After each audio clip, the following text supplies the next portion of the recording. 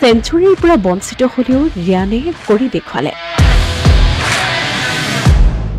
কথা আছিল এটা অভাৰৰ 4টা বলত 4টা ছিক্সৰ, কিন্তু 6টা বলৰ 6টাই ছিক্স মাৰিলে ৰিয়ান পৰাগে। 2023 চনতে ৰিয়ান পৰাগে দেখিছিল এটা সপোন। এক্সৰ জৰিয়তে জনাইছিল ৰিয়ানে 4টা বলত 4টা ক্ৰমাগত ছিক্সৰ কথা।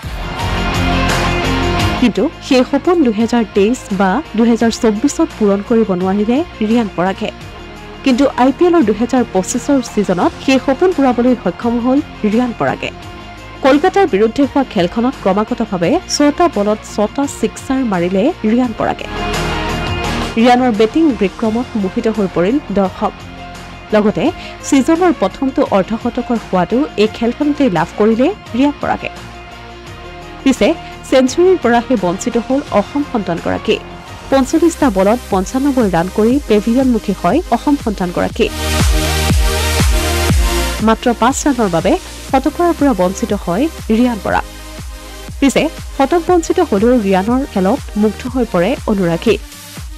খেলখনত মুঠ 8টা গগনচুম্বী ছিক্সাৰৰ গৰাকী হয় ৰিয়ান পৰাগ। Asomiya Pratidin digital desk.